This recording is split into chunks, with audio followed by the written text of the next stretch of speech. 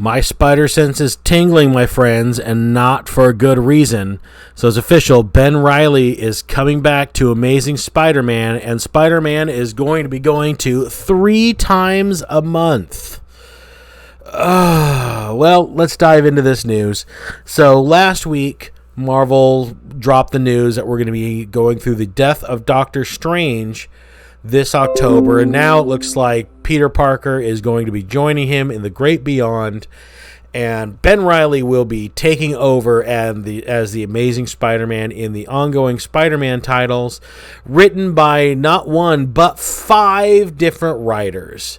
So let's get into this and let's try to break it down. First of all, let's talk about where this whole story is coming from. Now, Spider-Man, we have seen the death of Spider-Man before. We saw it in the Ultimate Comics universe, and before that, we saw it in the regular Spider-Man comic, or the regular Marvel 616 in Spider-Man the Other.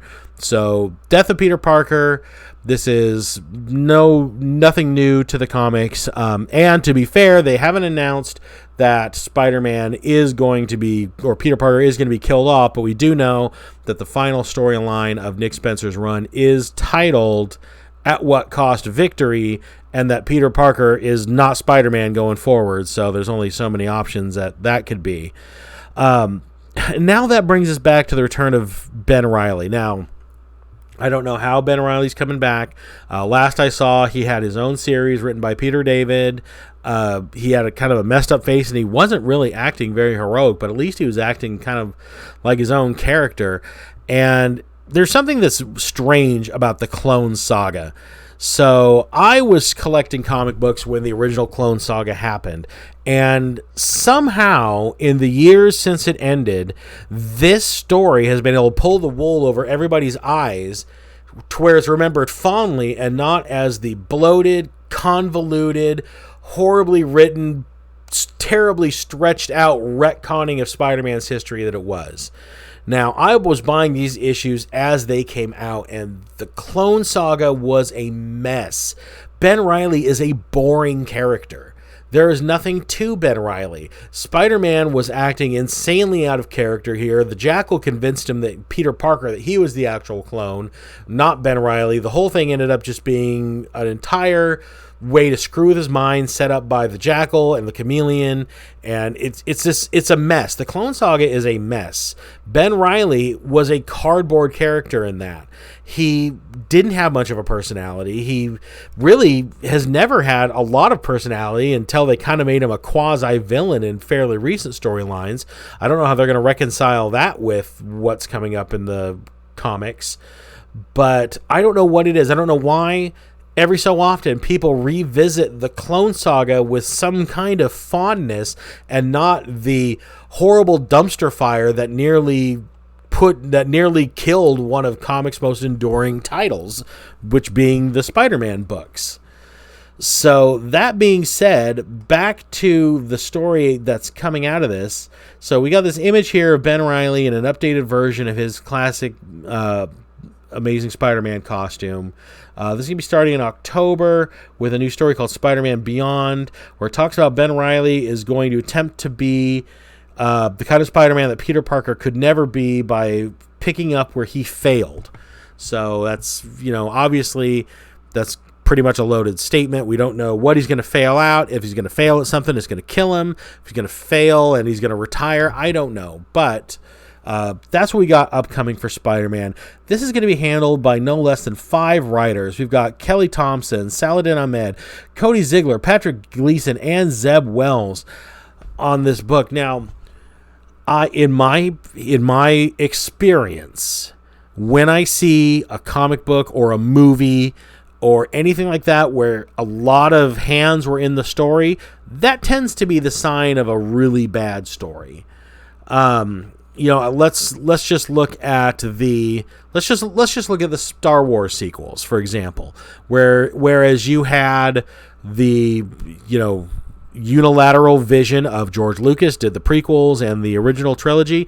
Think what you want about the prequels, they were still their own thing, and they made sense from beginning to end. Then you get to the sequel trilogy, multiple writers, multiple creative teams getting involved, you end up with a convoluted mess.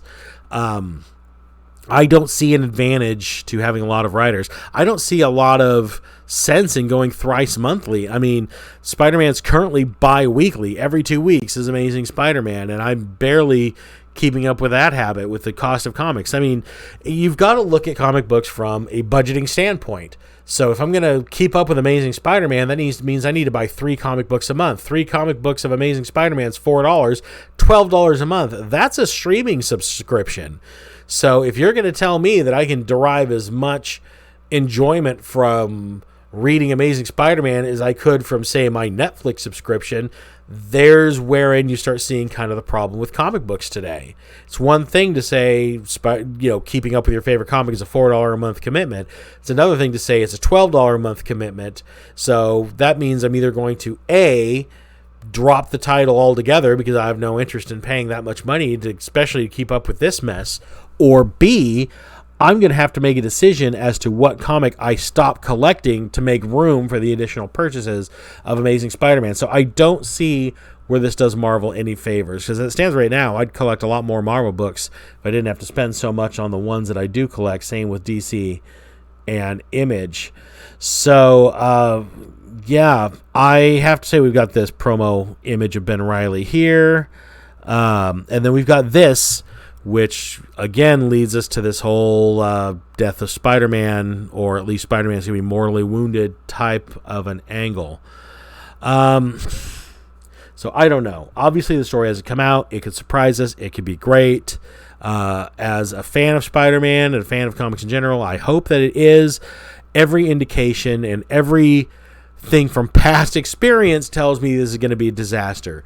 We're going to a multi-writer, five writer creative team. In my experience, that's a bad idea. We're bringing back elements from the Clone Saga, which, despite what your memories tell you, was a disaster. I recently reread the Clone Saga. I was going to do a video on it. This is kind of the video in a nutshell. It was long, it was bloated, it was convoluted, it was a disaster. Too many characters, terrible villains. Ben Reilly's a cardboard cutout of a character, and the Jackal really never deserved to be brought back. That's the Clone Saga in a nutshell. Why we have to revisit the Clone Saga seemingly every 3 or 4 years is beyond me, but that's what they're deciding to do here. I don't know what's going on at Marvel right now. We're killing off Doctor Strange. We're potentially killing off Peter Parker. At least we're for certain going to be replacing him with Ben Reilly, the wooden plank superhero. So let me know in the comments what you guys think. Are you excited for Spider-Man Beyond? Are you excited for some reason to see Ben Reilly back in the webs? Or do you agree that this probably is a terrible idea? Let me know in the comments below. While you're down there, please hit like, subscribe to the channel. Really helps. I'm really trying to grow this channel, see if I can get it to the next level, and I need your guys' help to do that. So please do that. Like, share the video, and comment. I really like talking to you guys, and I will talk to you again in the next video. I will see you soon. Bye.